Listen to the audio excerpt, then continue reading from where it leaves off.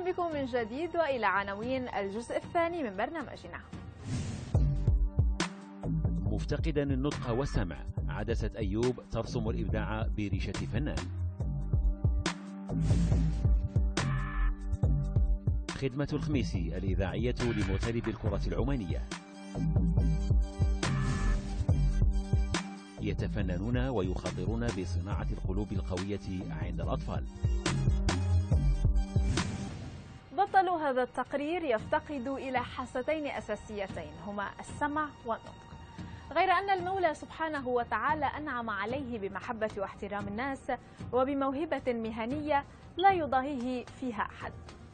تجاوز 60 من العمر ولا يزال الصابر أيوب بعينه الثاقبة يرسم الإبداع بريشة فنان، ويلتقط بعدسة كاميرته الخاصة صورا يعجز عن وصفها اللسان.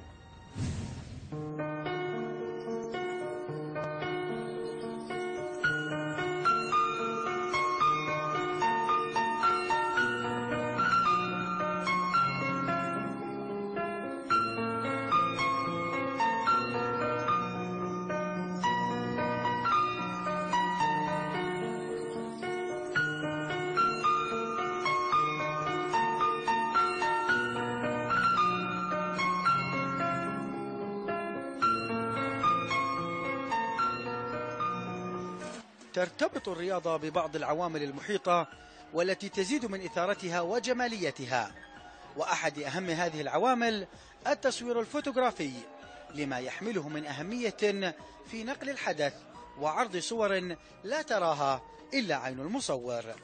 أيوب الطويل مصور رياضي حرم من نعمة السمع والنطق، لكن الله حباه بعين ثاقبة، فتارة تسمع صوته عبر لقطاته، وتارة أخرى تكاد تنطق صوره ببعض الكلمات.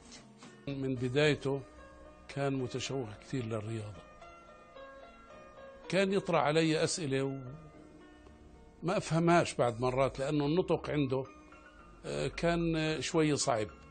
فهو بعد الممارسة وبعد الأيام اللي طبعا بعد 68 فصار ياخذ الكاميرا ويصور ويطلع هون، وانا اقعد اصرخ فيه اقول له يا اخي هذا ما بينفع وكذا، ولكن بده يمشي الموهبه تبعه ما فيها فايده. ففعلا انه الحمد لله انه في ال 75 بدا مشواره اللي هو الفني المضبوط، وقدم فعلا اشياء بالنسبه للرياضه. فكان فعلا يعني أنا أعجبت فيه بشكل أنا ما كنت أتصور إنه بهذه الطريقة يكون.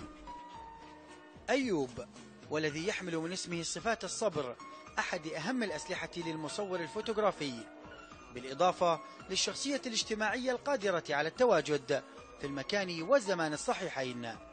حبه للتصوير أصبح كالعدوى في العائلة، فانتقلت هذه المهنة لابنه أمجد الذي اختص بالتصوير الفوتوغرافي الرياضي، إضافة لعملهم جميعا في استوديو خاص يوفر مصدر رزق إضافي له ولأولاده.